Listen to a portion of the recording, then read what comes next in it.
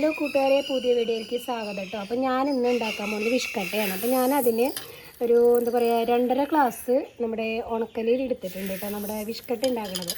പിന്നെ ഞാനൊരു 3 തേങ്ങ ചെരുകി വെച്ചിട്ടുണ്ട് കേട്ടോ. അപ്പോൾ നാളികേരം ഇവിടെ ചെരുകി സെറ്റാക്കി വെച്ചിട്ടുണ്ട്. അപ്പോൾ ഞാൻ ഈ നാളികേരം ഒന്ന് അടിച്ചെടുത്തിട്ട് വരാം.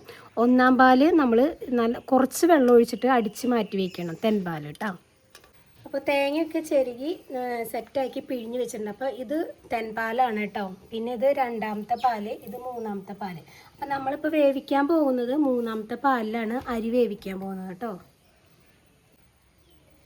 അപ്പോൾ നമുക്ക് ഉരുളിയിലേക്ക് കേട്ടോ. ഒന്നാം പാല് മാറ്റി വെച്ചിട്ട് ഇത് 3ാമത്തെ പാലിൽ നമുക്ക് അരി വേവിക്കാം കേട്ടോ. അരി വേവിച്ചെടുക്കാം. കേക്ക് വരിച്ച പച്ചിരിന് നമുക്ക് ഇട്ട് കൊടുക്കാം കേട്ടോ. അപ്പോൾ അതിൽ കിടന്ന് നന്നായി കൈവിടാതെ തന്നെ നമ്മൾ ഇളക്കിക്കൊണ്ടിരിക്കണം കേട്ടോ.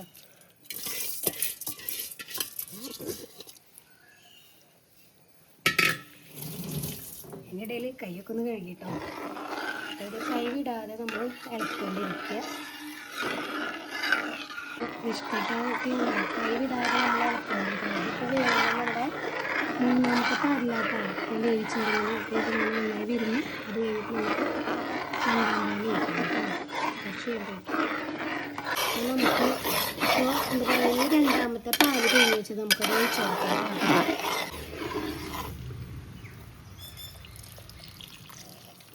2ാമത്തെ പാലിൽ കുടിൽ നന്നായി വേണം കേട്ടോ. പിന്നെ നമ്മൾ ഒരിക്കലും നമ്മൾ ഉപ്പിട്ട് കൊടുക്കരുത് കേട്ടോ. കുറച്ചും കൂടി കഴിയുമ്പോൾ നമ്മൾ ഉപ്പിടാൻ പാടില്ല കേട്ടോ. ഞാൻ നമ്മുടെ അരി വേരില്ലേ അത് നന്നായി സെറ്റാണ് കേട്ടോ. 2ാമത്തെ പാൽ വെച്ച് ഒന്നാം പാൽ വെച്ചിട്ടില്ല കേട്ടോ. നമ്മൾ അരി വെന്തതിന് ശേഷം മാത്രം ഉപ്പിട്ട് കൊടുക്കാൻ പാടുള്ളൂ കേട്ടോ. ഞാൻ ഉപ്പ് അരി ഒന്നുകൂടി ആവണം, പച്ചിനും കൂടി ആയിട്ട് ഉപ്പിടാം. ഇപ്പോഴാട്ടോ ഞാൻ ഉപ്പിട്ട് കൊടുക്കണത്. കുറച്ചോട്ട് കൊടുക്കാം കേട്ടോ. ഉപ്പിടാം. ജീരകം കേട്ടോ വേണം. എന്നിട്ട് ഉപ്പിടാം കേട്ടോ.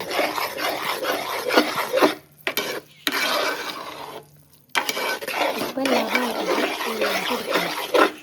ഉപ്പിട്ട് കഴിഞ്ഞാൽ ഞാൻ അരി വേവില്ല, അതുകൊണ്ടാണ് ഉപ്പെടുക്കുന്നത്. തെൻപാലും കൂടി ഒഴിച്ച് കൊടുക്കാം കേട്ടോ.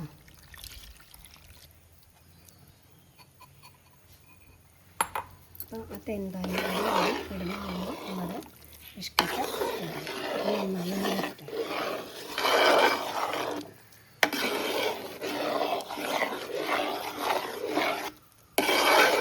നമ്മുടെ ഇഷ്ടപ്പെട്ട സെറ്റായി കേട്ടോ.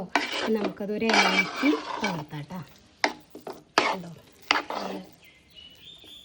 നമുക്കത് ഇലയ്ക്ക് നല്ല പാലോട് കൂടിയിട്ട് ഉണ്ടാക്കിയോ, നല്ല തേൻ പാൽ പോലെ. അപ്പോൾ നമുക്കത് ഇലയ്ക്ക് പരത്താം. എനിക്ക് പരത്താം കേട്ടോ.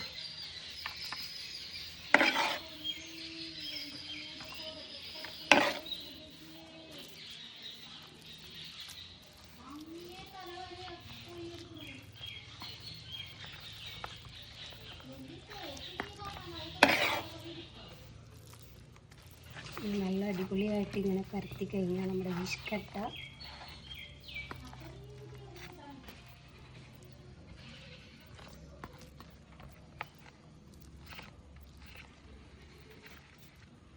ഇതൊക്കെ സെറ്റാക്കിയിട്ടുണ്ട്. അപ്പോൾ ഇതൊന്ന് തണുത്ത് വരുമ്പോൾ നമുക്കൊന്ന് മുറിച്ച് കാണിച്ചു തരാം. അപ്പോൾ ഞാൻ എന്നിട്ട് മറ്റേ ശർക്കര പാനിയും കൂടി ഒഴിച്ചിട്ട് മുറിച്ചിട്ട് കാണിച്ചു തരാം കേട്ടോ. സെറ്റാവട്ടെ.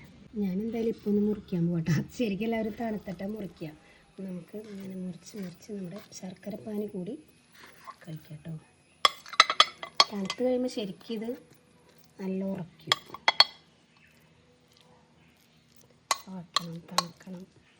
തണുത്താലാണ് ശരിയാവും. അപ്പം ഞാൻ എന്തായാലും ഇന്നൊരു കഷ്ണം കഴിച്ച് നോക്കട്ടെ കേട്ടോ. കണ്ടോ, അതിങ്ങനെ ശർക്കര പാനി വെച്ച് നല്ല ടേസ്റ്റാണ് കഴിക്കാനായിട്ട്. ഇത് നോക്കി കണ്ടോ, നല്ല ടേസ്റ്റാണ്. അപ്പോൾ നമുക്ക് അടുത്ത വീഡിയോയിൽ കാണാം കേട്ടോ.